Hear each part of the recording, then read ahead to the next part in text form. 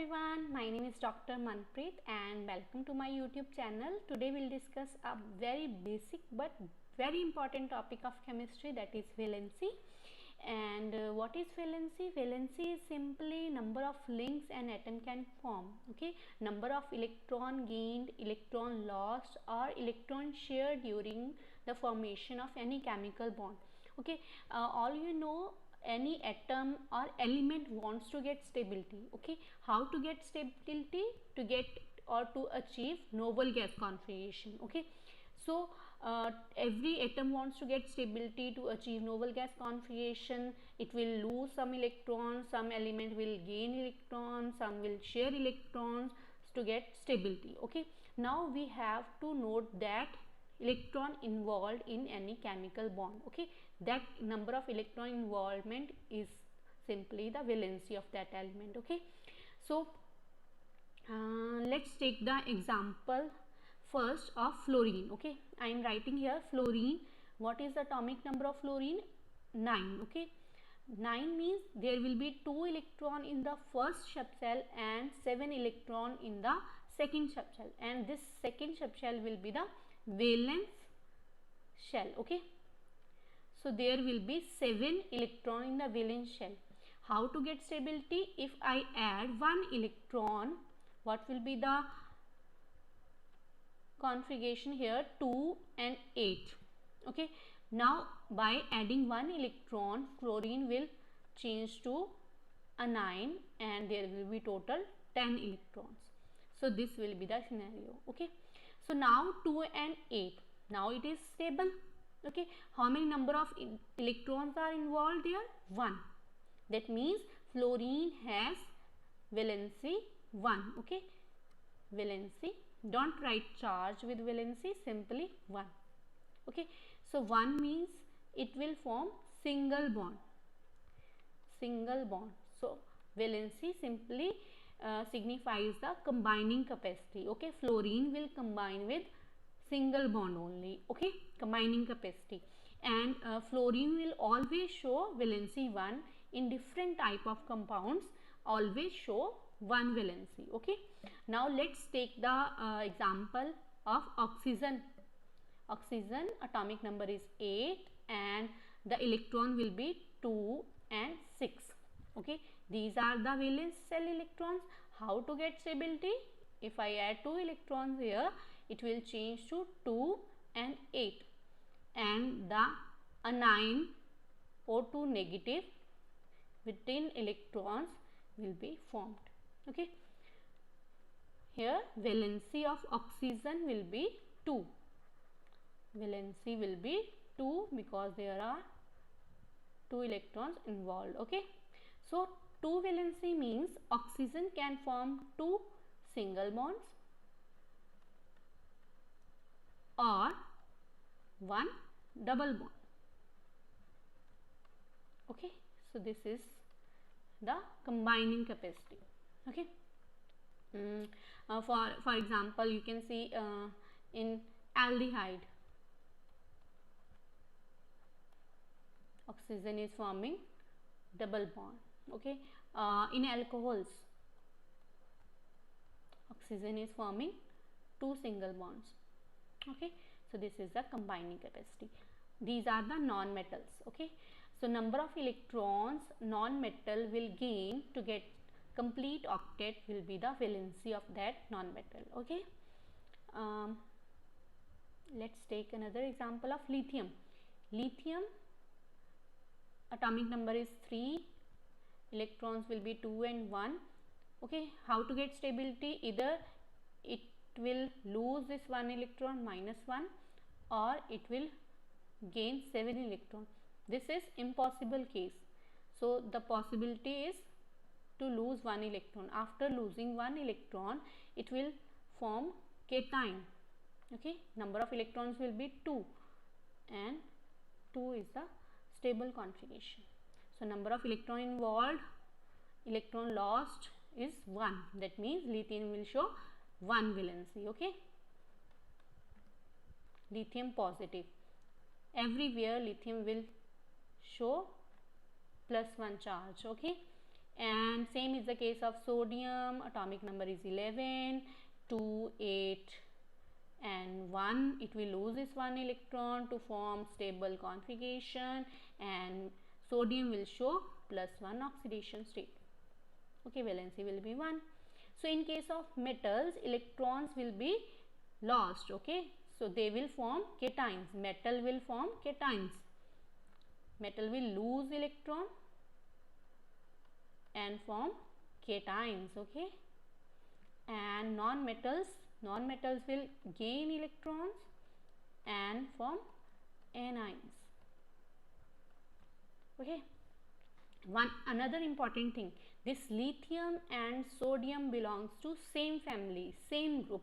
Okay, so we can conclude here that elements belongs to same group will show same valency. Okay, same group, same valency. Lithium and sodium belongs to group 1, valency will be 1. Okay, like here, let's conclude group 1 elements. Group 1 elements, there they have 1 valence electron, 1 valence electrons, and they will form, I am writing here, monovalent cations. Okay, monovalent means +1 charge. H positive, lithium positive, sodium positive, potassium, rubidium, cesium, so all will be +1 and they will form single bond. Here group 1, valency 1, single bond. Group 2, these are the group 2 elements. Group 2 elements have 2 valence electrons. They will lose 2 electrons to form divalent cations. Okay, for example, beryllium +2, magnesium +2, calcium +2, strontium +2, barium +2. So they will exist in the form of +2, divalent. Divalent means +2. Okay, divalent means 2. So group 2, valency 2, they will form 2 bonds. Group 3, or sometimes we say group 13. Group 3 has 3 valence electron, they will form 3 sigma bonds. Group 4, this is boron. Group 4, carbon family. Carbon always show 4 valency because it has 4 electron, valence electron. It can share 4 electrons. Okay, so it will form 4 sigma bonds, like example CH4, CCl4. Okay, it will combine with 4 atoms, or it can form 4 bonds. Okay, whether it is double bond, let's say we have taken the example of aldehydes. Carbon has 4 valency, 1, 2, 3 and 4 bonds. Okay, whether it is sigma or pi, it will form 4 bonds. Okay, next is a case of nitrogen family. Nitrogen has 5 valence electrons. By gaining 3 electron it will show valency 3 and it will form 3 sigma bonds. In some cases it will share 5 electron and can show 5 valency. Okay, I will discuss these cases. And this is the case of oxygen. We have already discussed. It has 6 valence electron. It can gain 2 electrons or it can form 2 bonds. Okay, and we have already discussed the case of fluorine also. Fluorine has 7 valence electron. It will gain 1 electron and it can form sigma bond. And this is noble gases, group 8 or group 18. They have fully filled configuration. They will not add or lose electron and their valency will be 0. Okay, but there are some cases in which they form compound with highly electronegative fluorine, but we will not consider these cases. Generally the valency is 0. Okay, and for these transition elements, they show variable oxidation state. Okay, I am writing here variable valency. Okay, variable valency or variable oxidation state. Variable means it can show more than one. Okay, for example, iron can show +2 or +3. Okay, ferrous, iron +2, ferrous, iron +3, ferric. Similarly, copper +1 or copper +2, copper +1, cuprous, copper +2, cupric. Lower is us and higher is ic. Ferrous, cuprous, ferric, cuprous, cupric. Okay, now let's solve this worksheet. Hydrogen has one electron, one valence electron. It can share this one electron to form compounds. Valency will be 1. Carbon has 4, valency will be 4. Nitrogen has 5, but usually it shares these 3 to form 3 sigma bonds. Valency will be 3. Helium has 2, but it will not share these 2. Valency will be 0, and for oxygen valency will be 2. Valency of phosphorus in PCl5. Simply for covalent compounds, okay, covalent bonds, covalent compounds, just check the number of neighboring atoms, number of surrounding atoms, okay, surrounding atoms, that will be the valency.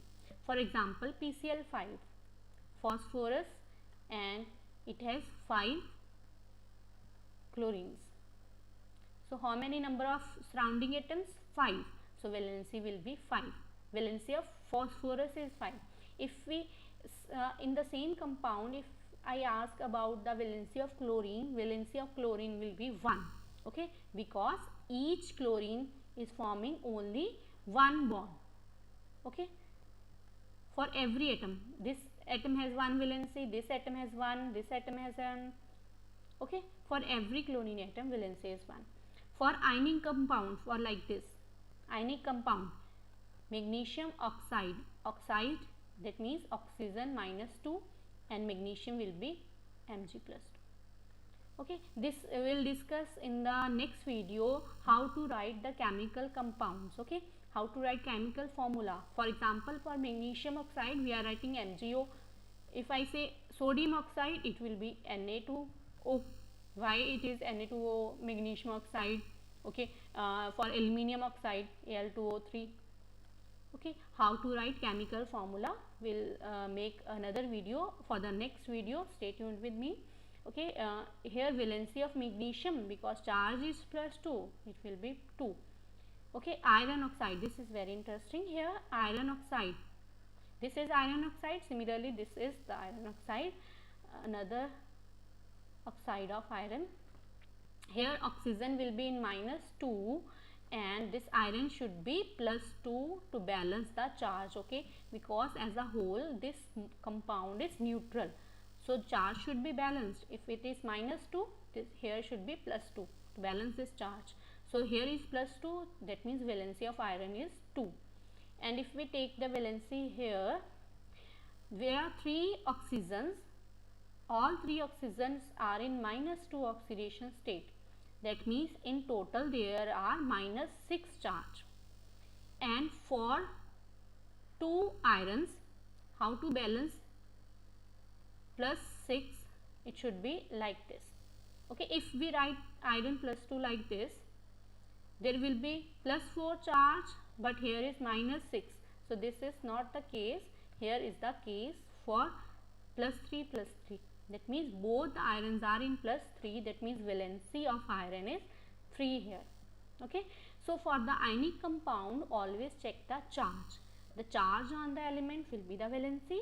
For the covalent compound, check the surrounding atoms. Okay, similarly this case PCl3, in PCl3 there will be one lone pair on the phosphorus and there are 3 sigma bonds. This phosphorus will form with chlorine. That means valency of phosphorus will be 3 here. Okay, I hope you understand. This is the assignment question. This is very important and very interesting. Okay, so write the valency of nitrogen. You will learn how to find out the valency. Always remember, this oxygen is in -2 oxidation state. Then check the charge of nitrogen, then write down the valencies. Okay, so comment below the answers of this question. Okay, there are 4 compounds, write the valency of nitrogen in all these 4. Okay, and thanks for watching. Have a nice day. Thank you.